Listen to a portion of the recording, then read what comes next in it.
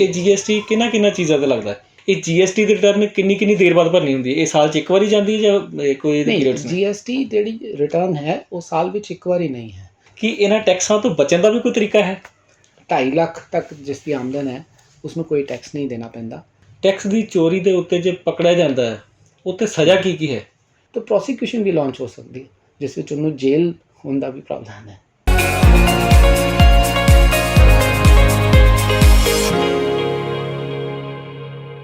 Welcome news 24 ਦੇਖ ਰਹੇ ਦਰਸ਼ਕਾਂ ਦਾ ਬਹੁਤ ਸਵਾਗਤ ਹੈ।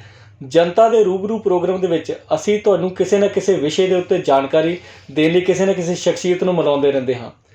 ਅਸੀਂ ਕਿਸੇ ਵੀ ਦੇਸ਼ ਦੇ ਵਾਸੀ ਹੋਈਏ, ਸਾਨੂੰ ਟੈਕਸ ਦਾ ਭੁਗਤਾਨ ਤਾਂ ਕਰਨਾ ਹੀ ਪੈਂਦਾ ਹੈ, ਚਾਹੇ ਅਸੀਂ ਵਪਾਰੀ ਹੋਈਏ, ਚਾਹੇ ਅਸੀਂ ਨੌਕਰੀ ਪੇਸ਼ਾ ਹੋਈਏ, ਔਰ ਇਸੇ ਪੈਸੇ ਦੇ ਨਾਲ ਹੀ ਸਰਕਾਰਾਂ ਚੱਲਦੀਆਂ ਨੇ। ਸੋ ਇਸੇ ਵਿਸ਼ੇ 'ਤੇ ਗੱਲਬਾਤ ਕਰਨ ਲਈ ਸਾਡੇ ਵਿੱਚ ਮੌਜੂਦ ਨੇ ਚਾਰਟਰਡ ਅਕਾਊਂਟੈਂਟ ਵਿਕਰਮ ਅਰੋੜਾ ਜੀ। ਆਓ ਉਹਨਾਂ ਨਾਲ ਮੁਲਾਕਾਤ ਕਰਦੇ ਹਾਂ। ਸਤਿ ਸ਼੍ਰੀ ਅਕਾਲ ਅਰੋੜਾ ਜੀ, ਸਤਿ ਸ਼੍ਰੀ ਅਕਾਲ ਜੀ। ਸਤਿ ਸ਼੍ਰੀ ਅਕਾਲ ਜੀ। ਸਤਿ ਸ਼੍ਰੀ ਅਕਾਲ ਅਰੋੜਾ ਜੀ, ਸਭ ਤੋਂ ਪਹਿਲਾਂ ਤੁਸੀਂ ਸਾਨੂੰ ਆਪਣੇ ਬਾਰੇ ਦੱਸੋ।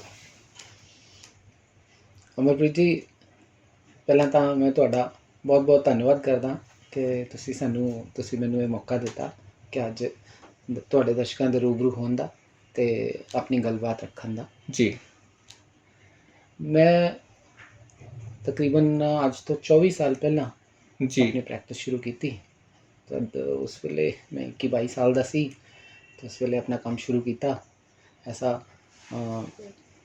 ਪ੍ਰਭੂ ਦਾ ਇੱਕ ਆਸ਼ੀਰਵਾਦ ਰਿਹਾ ਕਿ ਜਿਸ ਦੇ ਨਾਲ ਹਰ ਪਾਸੋਂ ਮੈਨੂੰ ਆਸ਼ੀਰਵਾਦ ਮਿਲਿਆ ਅਤੇ ਜਿਸ ਦੇ ਨਾਲ ਅੱਗੇ ਤਰੱਕੀ ਦਾ ਮੌਕਾ ਮਿਲਦਾ ਗਿਆ ਅਤੇ ਅੱਗੇ ਨਵੀਆਂ ਤਰੱਕੀਆਂ ਦੀਆਂ ਸੀੜੀਆਂ ਚੜ੍ਹਦਾ ਗਿਆ। ਅਤੇ ਇਸ ਪ੍ਰੋਫੈਸ਼ਨ ਵਿੱਚ ਇੱਕ ਪਵਿੱਤਰਤਾ ਹੈ ਇਸ ਪ੍ਰੋਫੈਸ਼ਨ ਦੀ। ਜੀ, ਉਹ ਇਹ ਪਵਿੱਤਰਤਾ ਹੈ ਕਿ ਜਿਹੜਾ ਕਲਾਇੰਟ ਹੈ ਉਸ ਕਲਾਇੰਟ ਦੀ ਸਾਡੇ ਨਾਲ ਇੱਕ ਇਸ ਤਰ੍ਹਾਂ ਦੀ ਆਤਮੀਅਤਾ ਬਣੀ ਹੁੰਦੀ ਹੈ। ਇਸ ਪ੍ਰੋਫੈਸ਼ਨ ਵਿੱਚ ਸਭ ਤੋਂ ਵੱਡੀ ਜਿਹੜੀ ਗੱਲ ਹੈ ਉਹ ਇਹੀ ਹੈ ਕਿ ਕਲਾਇੰਟ ਦਾ ਸਾਡੇ ਪ੍ਰਤੀ ਇੱਕ ਉਹਨਾਂ ਦੇ ਮਨ ਵਿੱਚ ਇੱਕ ਵਿਸ਼ਵਾਸ ਬਣਿਆ ਹੁੰਦਾ ਜੀ। ਤਾਂ ਉਸ ਵਿਸ਼ਵਾਸ ਨੂੰ ਮੇਨਟੇਨ ਕਰਦੇ ਹੋਏ ਆਪਣਾ ਕੰਮ ਕਰਨਾ, ਜਿਹੜੀ ਸਹੀ ਚੀਜ਼ ਹੈ ਉਸ ਨੂੰ ਅੱਗੇ ਲੈ ਕੇ ਜਾਣਾ, ਕਲਾਇੰਟ ਨੂੰ ਵੀ ਸਹੀ ਸਲਾਹ ਦੇਣਾ, ਉਸ ਦੇ ਟੈਕਸ ਦੇ ਬਾਰੇ, ਉਸ ਦੀ ਹੋਰ ਫਾਈਨਾਂਸ ਦੀਆਂ ਪ੍ਰੋਬਲਮਾਂ ਬਾਰੇ ਹਰ ਤਰ੍ਹਾਂ ਉਹਨੂੰ ਸਲਾਹ ਦੇਣਾ ਇੱਕ ਵੱਡਾ ਚੈਲੰਜ ਹੈ। ਕੋਸ਼ਿਸ਼ ਕਰੀਦੀ ਹੈ ਕਿ ਉਹ ਚੈਲੰਜ ਹਮੇਸ਼ਾ ਆਪਾਂ ਸਹੀ ਉਤਰੀਏ ਉਸ 'ਤੇ। ਜੀ, ਇਸੀ ਚੈਲੰਜ ਦੇ ਨਾਲ ਅੱਗੇ ਚੱਲੀ ਜਾਂਦੇ ਹਾਂ। ਜੀ। ਇਹ ਜਿਹੜਾ ਚਾਰਟਰਡ ਅਕਾਊਂਟੈਂਟ ਦੇ ਕੋਲ ਹੈ, ਇਹ ਵਿਸ਼ਾ ਤਾਂ ਬਹੁਤ ਵੱਡਾ ਹੈ, ਪਰ ਮੈਂ ਕਹਿੰਦਾ ਕਿ ਅੱਜ ਅਸੀਂ ਜਿਹੜੀ ਗੱਲ ਕਰਾਂਗੇ ਉਹ ਟੈਕਸ ਦੇ ਬਾਰੇ ਕੁਝ ਕਰੀਏ। ਬਿਲਕੁਲ ਜੀ, ਬਿਲਕੁਲ। ਅਤੇ ਤੁਸੀਂ ਸਾਡੇ ਦਰਸ਼ਕਾਂ ਨੂੰ ਦੱਸੋ ਕਿ ਟੈਕਸ ਕਿੰਨੀ ਤਰ੍ਹਾਂ ਦੇ ਹੁੰਦੇ ਨੇ? ਇਸ ਤਰ੍ਹਾਂ ਜੀ ਕਿ ਟੈਕਸ ਜਿਹੜੇ ਹਨ ਉਹ ਦੋ ਤਰ੍ਹਾਂ ਦੇ ਹੁੰਦੇ ਹਨ, ਜੋ ਬ੍ਰੌਡਲੀ ਜਿਸਨੂੰ ਕਿਹਾ ਜਾਏ। ਜੀ। ਇੱਕ ਡਾਇਰੈਕਟ ਟੈਕਸ ਕਿਹਾ ਜਾਂਦਾ ਹੈ, ਇੱਕ ਇਨਡਾਇਰੈਕਟ ਟੈਕਸ ਕਿਹਾ ਜਾਂਦਾ ਹੈ। ਜੀ। ਜਿਸ ਤਰ੍ਹਾਂ ਜੋ ਸਾਡੀ ਇਨਕਮ ਹੈ ਜਾਂ ਜੀ। ਜੋ ਸਾਡੀ ਵੈਲਥ ਹੈ ਉਸ ਦੇ ਜੀ। ਉੱਪਰ ਅਸੀਂ ਇੱਕ ਟੈਕਸ ਦਿੰਦੇ ਹਾਂ। ਜੀ। ਜਿਸ ਤਰ੍ਹਾਂ ਜੋ ਅਸੀਂ ਪੂਰੇ ਸਾਲ ਵਿੱਚ ਕਮਾਇਆ, ਜੋ ਕਿਸੇ ਵਿਅਕਤੀ ਨੇ ਪੂਰੇ ਸਾਲ ਵਿੱਚ ਕਮਾਇਆ, ਕਿਸੇ ਕੰਪਨੀ ਨੇ, ਕਿਸੇ ਬਿਜ਼ਨਸ ਨੇ ਪੂਰੇ ਸਾਲ ਦੇ ਵਿੱਚ ਕਮਾਇਆ, ਉਹ ਤਾਂ ਹੋ ਗਿਆ ਉਸ ਦੀ ਇਨਕਮ, ਜੋ ਉਸ ਦੀ ਕਮਾਈ ਹੋ ਗਈ ਖਰਚੇ ਕੱਢ ਕੇ। ਜੀ। ਉਸ ਕਮਾਈ ਦੇ ਉੱਪਰ ਸਰਕਾਰ ਇੱਕ ਟੈਕਸ ਲਗਾਉਂਦੀ ਹੈ। ਜੀ। ਉਸ ਟੈਕਸ ਨੂੰ ਡਾਇਰੈਕਟ ਟੈਕਸ ਕਿਹਾ ਜਾਂਦਾ ਹੈ। ਜੀ। ਜਿਸ ਦਾ ਸਾਡੇ ਕੋਲ ਇੱਕ ਵੱਡਾ ਰੂਪ ਜੋ ਸਭ ਜਾਣਦੇ ਹਨ ਇਨਕਮ ਟੈਕਸ ਦੇ ਰੂਪ ਵਿੱਚ। ਇਨਕਮ ਟੈਕਸ ਸਾਡੀ ਇਨਕਮ 'ਤੇ ਟੈਕਸ ਲਾਇਆ ਜਾਂਦਾ ਹੈ। ਜਿਸ ਟੈਕਸ ਦਾ ਸਿੱਧਾ ਅਸਰ ਮੇਰੀ ਜੇਬ 'ਤੇ ਨਜ਼ਰ ਆਉਂਦਾ ਹੈ, ਮੈਨੂੰ ਲੱਗਦਾ ਹੈ ਕਿ ਮੇਰੀ ਜੇਬ ਤੋਂ ਪੈਸਾ ਜਾ ਰਿਹਾ ਹੈ, ਉਹ ਹੋ ਗਿਆ ਡਾਇਰੈਕਟ ਟੈਕਸ ਹੋ ਗਿਆ। ਜੀ।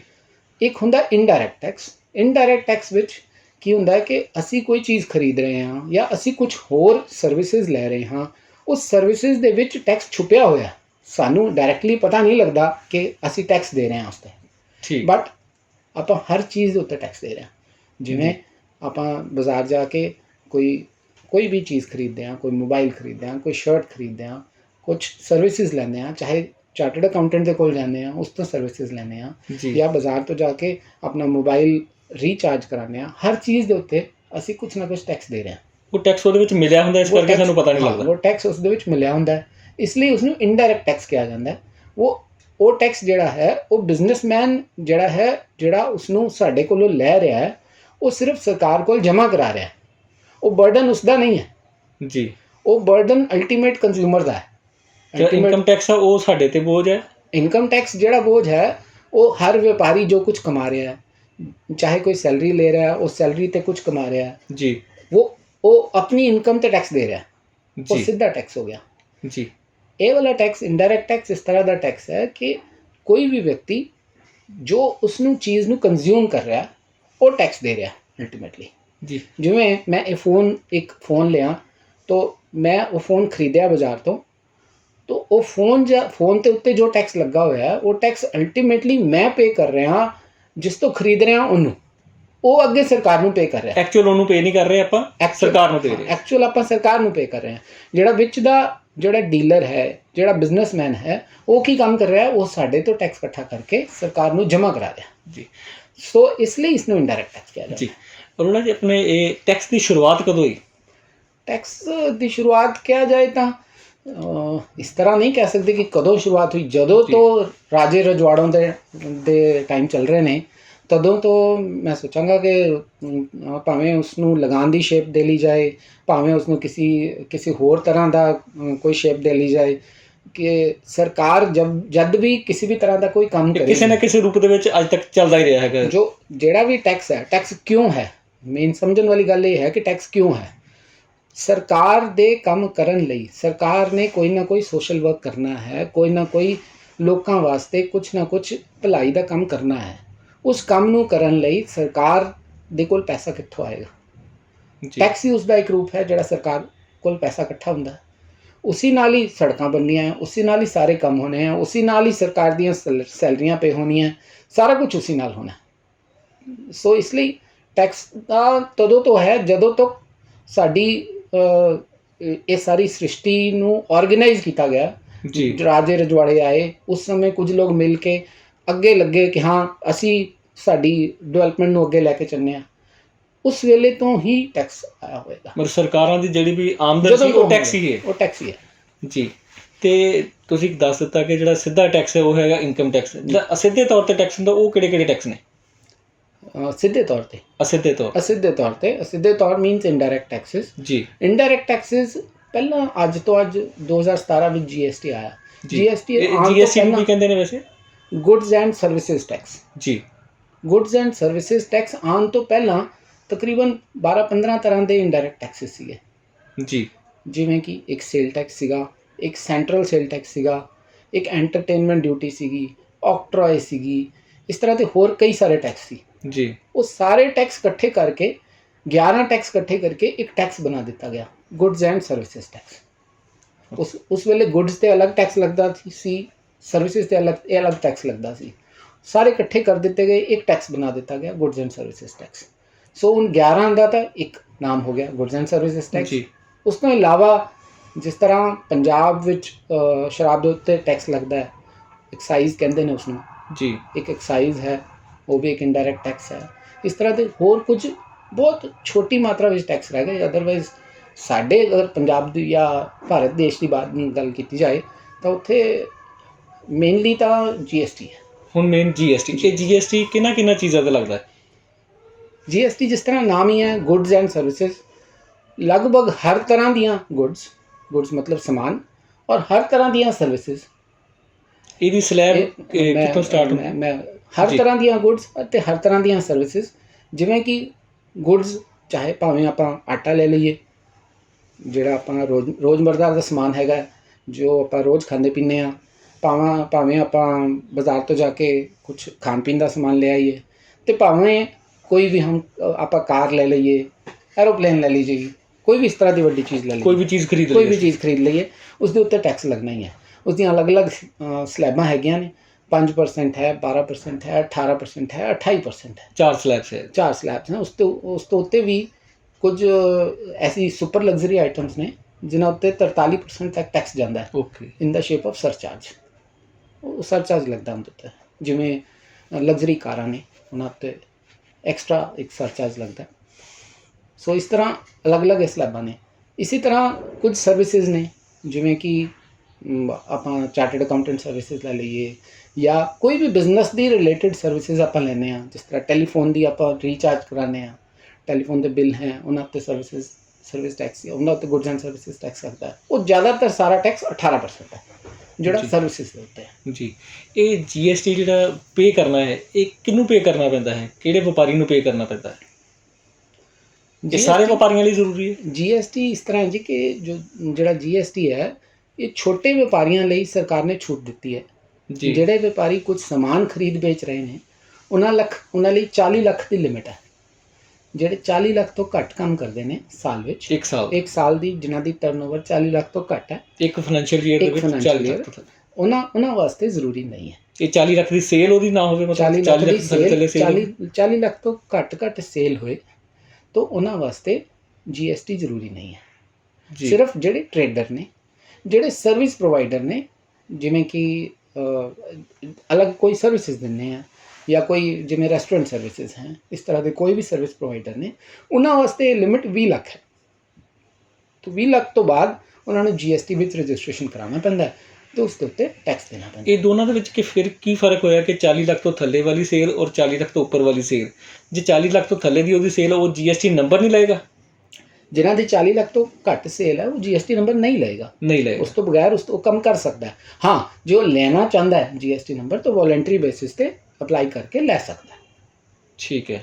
ਤੇ ਇਹ ਫਰਕ ਕੀ ਹੋਇਆ ਕਿ ਜਦੋਂ 40 ਲੱਖ ਤੋਂ ਥੱਲੇ ਦੀ ਸੇਲ ਹੈ ਉਹ ਕੋਲ GST ਨੰਬਰ ਨਹੀਂ ਹੈਗਾ ਔਰ ਜਿਹਦੇ ਕੋਲ GST ਨੰਬਰ ਹੈਗਾ 40 ਲੱਖ ਤੋਂ ਉੱਪਰ, ਇਹ ਦੋਨਾਂ 'ਚ ਫਰਕ ਕੀ ਹੋਏਗਾ? ਦੋਨਾਂ ਦੀ ਆਮਦਨ 'ਤੇ ਕੋਈ ਫਰਕ ਪਏਗਾ ਜਾਂ ਕਿਸ ਤਰ੍ਹਾਂ ਦਾ ਫਰਕ ਰਹੇਗਾ ਉਹਦੇ 'ਚ?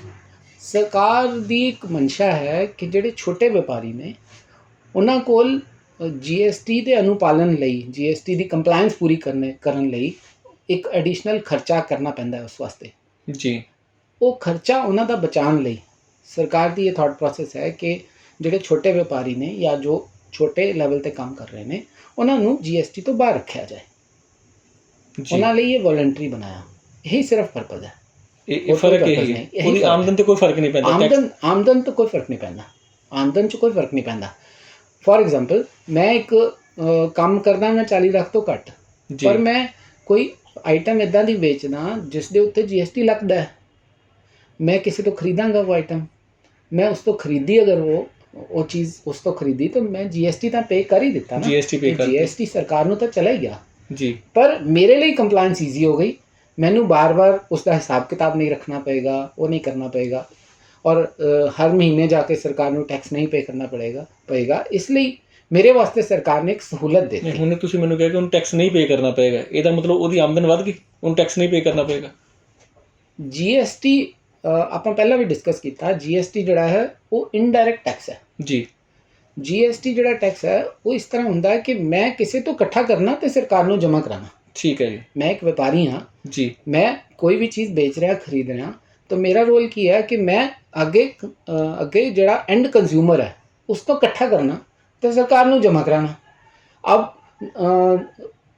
ਜਿਹੜਾ 40 ਲੱਖ ਤੋਂ ਛੋਟਾ ਵਾਲਾ ਕੰਮ ਕਰਦਾ ਹੈ ਉਸ ਨੂੰ ਪਿੱਛੇ ਦਾ ਟੈਕਸ ਲੱਗ ਹੀ ਗਿਆ, ਪਿੱਛੇ ਤੋਂ ਸਿਰਫ ਇਹ ਫਰਕ ਪਏਗਾ ਕਿ ਜਿਹੜਾ ਟੈਕਸ ਉਸ ਦੀ ਆਪਣੀ ਪ੍ਰੋਫਿਟ ਹੋਏਗਾ, ਜਿੰਨਾ ਪ੍ਰੋਫਿਟ ਉਹ ਐਡ ਕਰ ਰਿਹਾ, ਮੰਨ ਲਓ ਕੋਈ ਚੀਜ਼ ਉਹਨੇ ਖਰੀਦੀ 2000 ਰੁਪਏ ਦੀ, ਉਹ ਅੱਗੇ 2500 ਦੀ ਵੇਚਦੇ ਉਹਨੇ, ਜਿਹੜਾ 500 ਰੁਪਏ ਦੇ ਉੱਤੇ ਜਿਹੜਾ ਟੈਕਸ ਹੈ ਉਹ ਸਰਕਾਰ ਨੂੰ ਘਟ ਜਾਏਗਾ, ਉਹ ਘਟ ਜਾਏਗਾ। ਉਹ ਫਰਕ ਪੜੇਗਾ, ਇਹੀ ਫਰਕ ਆਏਗਾ। ਛੋਟੇ ਵਪਾਰੀ ਵਾਸਤੇ ਇਸੇ ਵਾਸਤੇ ਸਰਕਾਰ ਨੇ ਇਹ ਸਹੂਲਤ ਦਿੱਤੀ ਜੀ ਕਿ ਉਹ ਟੈਕਸ ਅਸੀਂ ਨਹੀਂ ਲਵਾਂਗੇ ਪਰ ਛੋਟੇ ਵਪਾਰੀ ਨੂੰ ਸਹੂਲਤ ਰਹੇ। ਹੁਣ ਤੁਸੀਂ ਕਹਿੰਦੇ ਕਿ ਵਲੰਟਰੀਲੀ ਉਹ GST ਨੰਬਰ ਲੈ ਸਕਦਾ। ਹੁਣ 40 ਲੱਖ ਤੋਂ ਥੱਲੇ ਉਹਦੀ ਸੇਲ ਹੈਗੀ, ਉਹਨੇ GST ਨੰਬਰ ਲੈ ਲਿਆ, ਇਹਦਾ ਮਤਲਬ ਉਹਨੂੰ ਉਸ 500 ਰੁਪਏ 'ਤੇ ਵੀ ਟੈਕਸ ਦੇਣਾ ਪਏਗਾ? ਫਿਰ ਉਹਨੂੰ ਦੇਣਾ ਹੀ ਪਏਗਾ। ਫਿਰ ਉਹਨੂੰ ਦੇਣਾ, ਜਦੋਂ ਉਹਨੇ ਨੰਬਰ ਲੈ ਲਿਆ ਫਿਰ ਉਹਨੂੰ ਦੇਣਾ ਹੀ ਪਏਗਾ। ਇਸ ਦੇ ਨਾਲ ਹੋਰ ਵੀ ਰਿਕੁਆਇਰਮੈਂਟਸ ਨੇ, ਜਿਵੇਂ ਕਿ ਜਿਹੜਾ ਵਪਾਰੀ ਇਸ ਤਰ੍ਹਾਂ ਦਾ ਹੈ ਜਿਹੜਾ ਪੰਜਾਬ ਤੋਂ ਬਾਹਰ ਵੇਚਣਾ ਚਾਹੁੰਦਾ ਹੈ, ਇੰਟਰ ਸਟੇਟ ਵੇਚਣਾ ਚਾਹੁੰਦਾ ਹੈ, ਸਟੇਟ ਤੋਂ ਬਾਹਰ, ਪੂਰੇ ਦੇਸ਼ ਵਿੱਚ ਕਿਤੇ ਵੀ ਕੋਈ ਵੀ ਵਪਾਰੀ ਆਪਣੇ ਸਟੇਟ ਤੋਂ ਬਾਹਰ ਵੇਚਣਾ ਚਾਹੁੰਦਾ ਹੈ ਕੁਝ ਵੀ ਮਾਲ, ਤਾਂ ਉਹਨੂੰ ਨੰਬਰ ਲੈਣਾ ਹੀ ਪੈਂਦਾ ਹੈ। ਉਹਨੂੰ ਛੂਟ ਨਹੀਂ ਹੈ 40 ਲੱਖ ਦੀ। ਇਹ ਨੰਬਰ ਲੈਣਾ ਆਸਾਨ ਹੈ ਕਿ ਔਖਾ ਹੈ? ਨੰਬਰ ਲੈਣਾ ਆਸਾਨ ਹੈ। ਨੰਬਰ ਲੈਣਾ ਕਿਸੇ ਨਾ ਕਿਸੇ ਚਾਰਟਰਡ ਅਕਾਊਂਟੈਂਟ ਥਰੂ ਅਪਲਾਈ ਕਰਨਾ ਪੈਂਦਾ ਹੈ, ਡਾਇਰੈਕਟ ਵੀ ਕਰ ਸਕਦਾ ਹੈ? ਨਹੀਂ, ਉਹ ਬੰਦਾ ਚਾਹੇ ਤਾਂ ਅਗਰ ਥੋੜਾ ਟੈਕਸ ਵੀ ਹੈ, ਉਸਨੂੰ ਕੰਪਿਊਟਰ ਦੀ ਸਮਝ ਹੈ, ਚੀਜ਼ਾਂ ਦੀ ਥੋੜੀ ਸਮਝ ਹੈ, ਜਿਹੜਾ ਪੜ੍ਹਾ ਲਿਖਿਆ ਹੈ। ਥੋੜਾ ਦੱਸੋ ਕਿਸ ਤਰ੍ਹਾਂ, ਸਾਡੇ ਦਰਸ਼ਕਾਂ ਨੂੰ ਦੱਸੋ ਕਿਸ ਤਰ੍ਹਾਂ ਉਹ ਆਪ ਅਪਲਾਈ ਕਰ ਸਕਦਾ ਹੈ? ਜੇ ਕੋਈ ਆਪਣੇ ਆਪ ਅਪਲਾਈ ਕਰਨਾ ਚਾਹੇ ਉਸਦੇ ਕੋਲ ਪੈਨ ਕਾਰਡ ਹੋਣਾ ਚਾਹੀਦਾ, ਆਧਾਰ ਕਾਰਡ ਹੋਣਾ ਚਾਹੀਦਾ ਆਪਣਾ, ਇੱਕ ਜਿਸ ਜਗ੍ਹਾ 'ਤੇ ਉਹ ਕੰਮ ਕਰ ਰਿਹਾ ਹੈ ਉਸ ਜਗ੍ਹਾ ਦੀ ਕੋਈ ਰੈਂਟ ਐਗਰੀਮੈਂਟ ਜਾਂ ਉਸ ਦਾ ਕੋਈ ਪ੍ਰੂਫ ਹੋਣਾ ਚਾਹੀਦਾ ਉਸਦੇ ਕੋਲ। ਇੱਕ ਇਨਕਮ ਟੈਕਸ, ਇੱਕ GST ਦੀ ਸਾਈਟ ਬਣੀ ਹੋਈ ਹੈ, ਉਸ ਸਾਈਟ 'ਤੇ ਪੂਰਾ ਬਿਊਰਾ ਦਿੱਤਾ ਹੋਇਆ ਹੈ ਕਿ ਕਿਸ ਤਰ੍ਹਾਂ ਤੁਸੀਂ ਅਪਲਾਈ ਕਰਨਾ ਹੈ। ਉਸ ਤਰ੍ਹਾਂ ਤੁਸੀਂ ਜਾ ਕੇ ਆਨਲਾਈਨ ਅਪਲਾਈ ਕਰ ਸਕਦੇ ਹੋ। ਇਹਦੀ ਕੋਈ ਫੀਸ ਵੀ ਹੈ ਜਾਂ ਇਹ ਫੀਸ ਹੈ? ਕੋਈ ਫੀਸ ਨਹੀਂ ਹੁੰਦੀ ਇਸਦੀ। ਇਹਦੀ ਕੋਈ ਫੀਸ ਨਹੀਂ? ਇਸ ਦੀ ਕੋਈ ਫੀਸ, ਐਪਲੀਕੇਸ਼ਨ ਦੀ ਕੋਈ ਫੀਸ ਨਹੀਂ ਹੈ। ਠੀਕ ਹੈ, ਐਪਲੀਕੇਸ਼ਨ ਦੀ ਕੋਈ ਫੀਸ ਨਹੀਂ ਹੈ। ਇਸ ਲਈ ਜਦੋਂ ਸਾਡੇ ਕੋਲ ਵੀ ਕੋਈ ਆਉਂਦੇ ਨੇ ਕੋਈ ਸਾਡੇ ਕਲਾਇੰਟ GST ਰਜਿਸਟ੍ਰੇਸ਼ਨ ਵਾਸਤੇ, ਤੇ ਅਸੀਂ ਬੜੀ ਮਿਨੀਮਲ ਦੀ ਫੀਸ ਚਾਰਜ ਕਰਕੇ ਜੋ ਤੁਹਾਡੀ ਆਪਣੀ ਉਹਨਾਂ ਦੀ- ਫੀਸ ਹੋ ਤੁਸੀਂ ਹਾਂ, ਚਾਰਜ ਜਿਹੜਾ ਸਾਡਾ ਖਰਚਾ ਹੁੰਦਾ ਉਸ ਦੇ ਜੀ। ਹਿਸਾਬ ਨਾਲ ਜਿਹੜੀ ਸਾਡੀ ਕਾਸਟ ਲੱਗਦੀ ਹੈ ਅਸੀਂ ਉਹ ਚਾਰਜ ਕਰਦੇ ਉਹ ਤਾਂ ਤੁਹਾਡੀ ਸਰਵਿਸਿਜ਼ ਨੇ ਤੁਸੀਂ ਆਪਣੀ ਸਰਵਿਸਿਜ਼ ਸਰਵਿਸਿਜ਼ ਦੀ ਤੇ ਕਾਸਟ ਲੈਣੀ ਚਾਰਜ ਹੈ। ਕਰਦੇ ਹਾਂ। ਇਹ GST ਦੀ ਰਿਟਰਨ ਕਿੰਨੀ ਦੇਰ ਬਾਅਦ ਭਰਨੀ ਹੁੰਦੀ ਹੈ? ਇਹ ਸਾਲ 'ਚ ਇੱਕ ਵਾਰੀ ਜਾਂਦੀ ਹੈ ਜਾਂ ਕੋਈ ਨਹੀਂ, ਪੀਰੀਅਡਸ ਨੇ? GST ਜਿਹੜੀ ਰਿਟਰਨ ਹੈ ਉਹ ਸਾਲ ਵਿੱਚ ਇੱਕ ਵਾਰੀ ਨਹੀਂ ਹੈ। ਜੇ ਅਸੀਂ ਗੱਲ ਕਰੀਏ GST ਤੋਂ ਪਹਿਲਾਂ ਵੈਟ ਵਾਲੇ ਸਿਸਟਮ ਦੀ ਜਾਂ GST ਦੇ ਸਿਸਟਮ ਦੀ, ਜਿਹੜੇ ਵੱਡੇ ਵਪਾਰੀ ਨੇ ਜੀ ਇੱਥੇ ਕਲਾਸੀਫਿਕੇਸ਼ਨ ਕੀਤੀ ਹੋਈ ਹੈ, ਵੱਡੇ ਵਪਾਰੀ ਜਾਂ ਛੋਟੇ ਵਪਾਰੀ। ਜੀ ਵੱਡੇ ਵਪਾਰੀ ਐਸੇ ਵੱਡੇ ਵਪਾਰੀ ਜਿਨ੍ਹਾਂ ਦੀ ਸੇਲ 5 ਕਰੋੜ ਤੋਂ ਵੀ ਵੱਧ ਹੈ, ਉਹਨਾਂ ਵਾਸਤੇ ਮੰਥਲੀ ਕੰਪਲਾਈਂਸ ਹੈ। ਹਰ ਮਹੀਨੇ ਉਹਨਾਂ ਨੇ GST ਦੀ ਇੱਕ ਰਿਟਰਨਾਂ ਭਰਨੀਆਂ। ਜੀ ਜਿਹੜੇ ਐਸੇ ਵਪਾਰੀ ਹੈ ਜਿਨ੍ਹਾਂ ਦੀ ਸੇਲ 5 ਕਰੋੜ ਤੋਂ ਘੱਟ ਹੈ, ਉਹਨਾਂ ਵਾਸਤੇ ਕੰਪਲਾਈਂਸਿਸ ਥੋੜੀ ਈਜ਼ੀ ਹੈ। ਫਿਰ ਐਸੇ ਵਪਾਰੀ ਜਿਨ੍ਹਾਂ ਦੀ ਸੇਲ 1.5 ਕਰੋੜ ਤੋਂ ਵੀ ਘੱਟ ਹੈ, ਉਹਨਾਂ ਲਈ ਕੰਪਲਾਈਂਸਿਸ ਹੋਰ ਥੋੜੀ ਜਿਹੀ ਈਜ਼ੀ ਹੈ। ਇਸ ਗੱਲ ਦਾ ਥੋੜਾ ਫਰਕ ਹੈ। ਜ਼ਿਆਦਾਤਰ ਜਿਹੜਾ ਟੈਕਸ ਪੇਮੈਂਟ ਹੈ ਅੱਜ ਦੀ ਡੇਟ ਵਿੱਚ, ਟੈਕਸ ਜਿੰਨਾ ਵੀ ਆਪਾਂ ਪੇ ਕਰਨਾ ਹੈ, ਉਹ ਟੈਕਸ ਪੇਮੈਂਟ ਜੋ ਹੈ ਉਸ ਦੀ ਇੱਕ ਰਿਟਰਨ ਜਾਂਦੀ ਹੈ, GSTR 3B ਕਹਿੰਦੇ ਨੇ ਉਹਨੂੰ। ਜੀ ਉਹ ਰਿਟਰਨ ਹਰ ਮਹੀਨੇ ਜਾਂਦੀ ਹੈ। ਉਹ ਹਰ ਮਹੀਨੇ ਜਾਂਦੀ ਹੈ। ਉਹ ਚਾਹੇ ਬਿਨਾਂ ਇਲਾਵਾ- ਪੈਸੇ ਦੀ ਹੋਵੇ, ਚਾਹੇ ਜ਼ੀਰੋ ਦੀ ਹੋਵੇ, ਚਾਹੇ ਪੈਸੇ। ਇੱਕ ਹੋਰ ਆਪਸ਼ਨ ਹੁੰਦੀ ਹੈ ਜਿਹੜੀ ਆਪਾਂ ਪਹਿਲਾਂ ਡਿਸਕਸ ਨਹੀਂ ਕੀਤੀ, ਛੋਟੇ ਵਪਾਰੀਆਂ ਵਾਸਤੇ। ਐਸੇ ਵਪਾਰੀ ਜਿਹੜਾ ਸਿਰਫ ਸਮਾਨ ਖਰੀਦਣ ਵੇਚਣ ਦਾ ਕੰਮ ਕਰਦੇ ਨੇ, ਜਿਹੜੇ ਵਿਦਿਨ ਸਟੇਟ ਹੀ ਕੰਮ ਕਰਦੇ ਨੇ, ਸਟੇਟ ਤੋਂ ਬਾਹਰ ਕੰਮ ਨਹੀਂ ਕਰਦੇ, ਉਹਨਾਂ ਵਾਸਤੇ ਇੱਕ ਕੰਪੋਜੀਸ਼ਨ ਸਕੀਮ ਵੀ ਹੈ। ਜੀ ਕੰਪੋਜੀਸ਼ਨ ਸਕੀਮ ਵਿੱਚ ਕੀ ਹੈ ਕਿ ਜਿੰਨੀ ਤੁਸੀਂ ਸੇਲ ਕਰਦੇ ਹੋ ਉਸ ਦਾ 1% ਟੈਕਸ ਦਿਓ, ਹੋਰ ਕੁਝ ਦੇਣ ਦੀ ਜ਼ਰੂਰਤ ਨਹੀਂ। ਇਹਨੂੰ ਐਗਜ਼ਾਮਪਲ ਦੇ ਤੌਰ ਤੇ ਸਾਨੂੰ ਜਿਸ ਸਮਝਾਓ। ਤਰ੍ਹਾਂ ਕਿਸੇ ਵਪਾਰੀ ਦਾ ਕੱਪੜੇ ਦਾ ਕੰਮ ਹੈ, ਜੀ ਰੈਡੀਮੇਡ ਦੀ ਦੁਕਾਨ ਹੈ, ਉਸ ਦੀ ਸੇਲ ਤਕਰੀਬਨ 50 ਲੱਖ ਹੈ, 40 ਲੱਖ ਤੋਂ ਉੱਤੇ ਹੈ, ਤਾਂ ਉਸ ਨੂੰ GST ਨੰਬਰ ਲੈਣਾ ਪੈਣਾ। ਉਸਨੇ GST ਨੰਬਰ ਲਿਆ ਕੰਪੋਜੀਸ਼ਨ ਵਿੱਚ। ਕੰਪੋਜੀਸ਼ਨ ਦਾ ਨੰਬਰ ਇਹ ਅਪਲਾਈ ਕਰਨ ਵੇਲੇ ਸਾਨੂੰ ਦੱਸਣਾ ਪੈਂਦਾ ਵਾਲਾ ਨੰਬਰ ਕਿ ਆਪਾਂ ਕੰਪੋਜੀਸ਼ਨ ਵਾਲਾ ਨੰਬਰ ਲੈਣਾ। ਜੀ ਉਸ ਕੰਪੋਜੀਸ਼ਨ ਨੰਬਰ ਵਿੱਚ ਇਹ ਪ੍ਰਾਵਧਾਨ ਹੈ ਕਿ ਤੁਸੀਂ ਹਰ 3 ਮਹੀਨੇ ਬਾਅਦ ਇੱਕ ਰਿਟਰਨ ਭਰਨੀ, 3 ਮਹੀਨੇ ਬਾਅਦ ਇੱਕ ਵਾਰ ਟੈਕਸ ਜਮ੍ਹਾਂ ਕਰਾਉਣਾ, ਮੰਥਲੀ ਕੁਝ ਨਹੀਂ ਕਰਨਾ। 3 ਮਹੀਨੇ ਬਾਅਦ ਜਿੰਨੀ ਤੁਹਾਡੀ ਸੇਲ ਹੋਈ, ਉਸ ਸੇਲ ਦਾ 1% ਸਰਕਾਰ ਨੂੰ ਟੈਕਸ ਦੇ ਰੂਪ ਵਿੱਚ ਦੇ ਦੇਣਾ। ਜੋ ਵੀ ਪੂਰੀ ਸੇਲ ਬਣਦੀ ਹੈ, ਮੰਨ ਲਓ ਉਸਦੀ 3 ਮਹੀਨੇ ਵਿੱਚ ਉਸਦੀ ਸੇਲ ਹੋਈ 12 ਲੱਖ, ਤਾਂ 12 ਲੱਖ ਦੇ ਉੱਤੇ 1% 12,000 ਰੁਪਏ ਟੈਕਸ ਸਰਕਾਰ ਕੋਲ ਦਿੱਤਾ। That's all. ਉਸਨੂੰ ਹੋਰ ਕੋਈ ਲੰਬਾ ਚੌੜਾ ਹਿਸਾਬ ਰੱਖਣ ਦੀ ਜ਼ਰੂਰਤ ਨਹੀਂ। ਉਸਨੇ ਕਿਸੇ ਕੋਲੋਂ ਬਿੱਲ ਵਿੱਚ ਟੈਕਸ ਨਹੀਂ ਲਗਾਉਣਾ, ਟੈਕਸ ਇਕੱਠਾ ਨਹੀਂ ਕਰਨਾ। ਉਸਨੇ ਸਿਰਫ ਆਪਣੀ ਸੇਲ ਦੇ ਉੱਤੇ ਉਹੀ ਗੱਲ ਆਈ, ਜਿੰਨਾ ਉਹਨੇ ਪ੍ਰੋਫਿਟ ਕਮਾਇਆ, ਉਸ ਪ੍ਰੋਫਿਟ ਦੇ ਉੱਤੇ ਸਰਕਾਰ ਨੇ ਇੱਕ ਐਸਟੀਮੇਟ ਬਣਾਤਾ ਕਿ 1% ਟੈਕਸ ਬਣੇਗਾ, ਉਹਨਾਂ ਸਾਡੇ ਕੋਲ ਜਮ੍ਹਾਂ ਕਰਾ ਦਿਓ ਤੇ ਤੁਸੀਂ ਫ੍ਰੀ ਹੋ।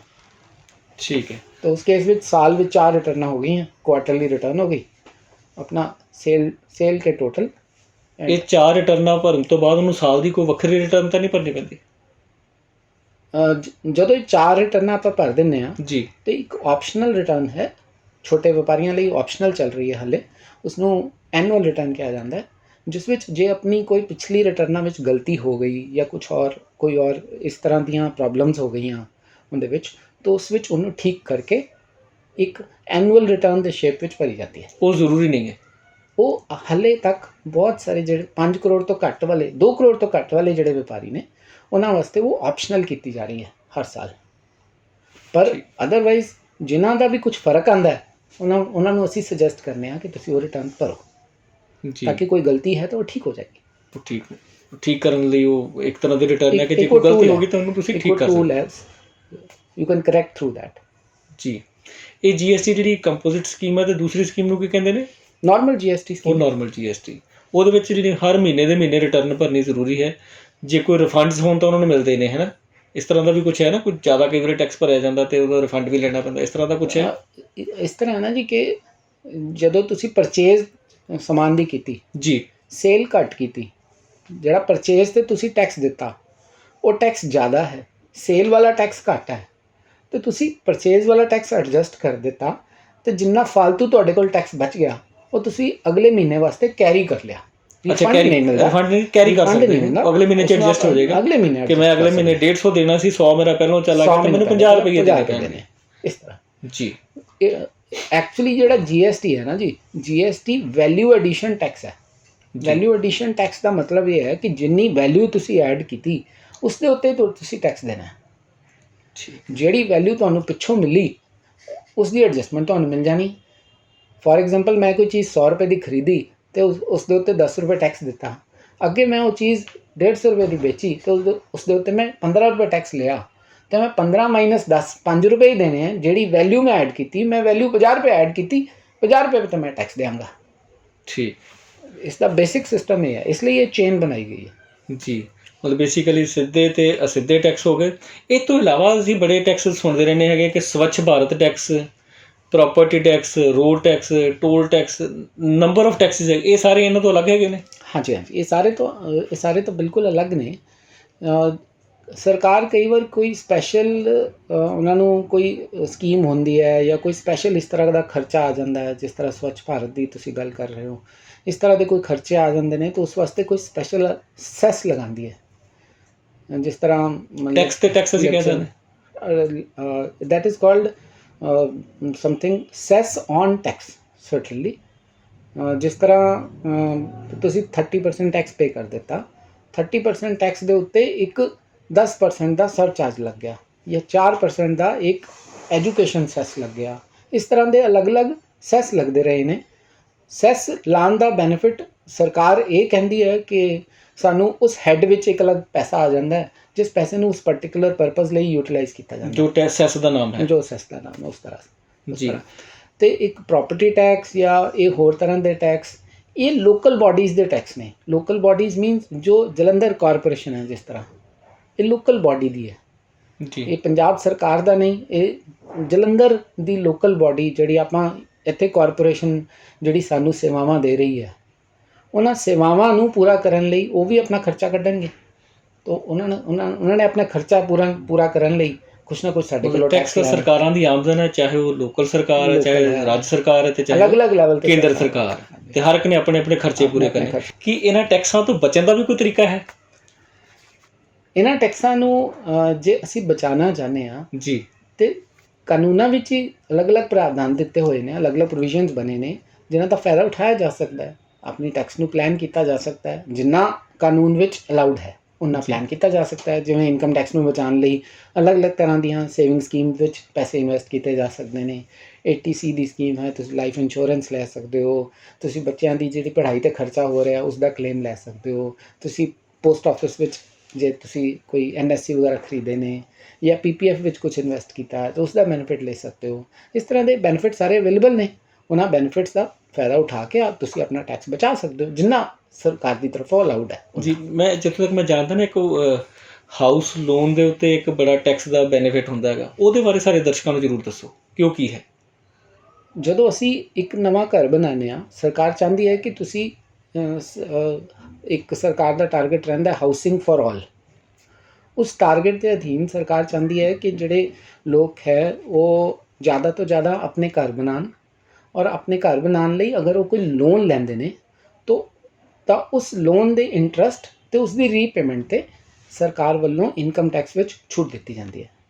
ਜੈਸੇ ਜਿਵੇਂ ਕਿ ਅਸੀਂ ਅਗਰ ਕਿਸੇ ਵਿਅਕਤੀ ਨੇ ਕੋਈ ਘਰ ਬਣਾਉਣ ਲਈ ਲੋਨ ਲਿੱਤਾ ਹੈ ਤਾਂ ਉਸ ਦੇ ਉੱਤੇ ਇੱਕ 30,000 ਦੀ ਕੁਝ ਕੇਸਿਸ ਵਿੱਚ 2 ਲੱਖ ਤੋਂ 2.5 ਲੱਖ ਦੀ ਅਲੱਗ-ਅਲੱਗ ਛੂਟਾਂ ਮਿਲਦੀਆਂ ਨੇ। ਉਹ ਸਾਰੀ ਉਸ ਪ੍ਰੋਵੀਜ਼ਨਸ ਦੇ ਵਿੱਚ ਆਪਾਂ ਅਗਰ ਫਿੱਟ ਹੋ ਜਾਂਦੇ ਹਾਂ ਤਾਂ ਸਾਨੂੰ ਉਹ ਛੂਟ ਮਿਲ ਸਕਦੀ ਹੈ। ਤਾਂ ਉਸ ਛੂਟ ਦਾ ਸਿੱਧਾ ਬੈਨੀਫਿਟ ਆਪਣਾ ਇੱਕ ਤਰ੍ਹਾਂ ਸੇ ਉਹ ਵਿਆਜ ਸਾਡਾ ਕੱਟ ਜਾਂਦਾ। ਇਸ ਤਰ੍ਹਾਂ ਸੋਚਿਆ ਜਾ ਸਕਦਾ ਉਸਨੂੰ ਕਿ 30% ਦੀ ਅਗਰ ਅਸੀਂ 30% ਸਲੈਬ ਵਿੱਚ ਹਾਂ ਤਾਂ 30% ਦਾ ਬੈਨੀਫਿਟ ਉਸ ਵਿੱਚ ਸਿੱਧਾ ਆ ਜਾਂਦਾ ਹੈ। ਜੀ, ਹੁਣ ਵਕਤ ਹੈ ਛੋਟੇ ਜਿਹੇ ਬ੍ਰੇਕ ਦਾ। ਬ੍ਰੇਕ ਤੋਂ ਬਾਅਦ ਫਿਰ ਮਿਲਦੇ ਹਾਂ ਜਨਤਾ ਦੇ ਰੂਬਰੂ 'ਚ।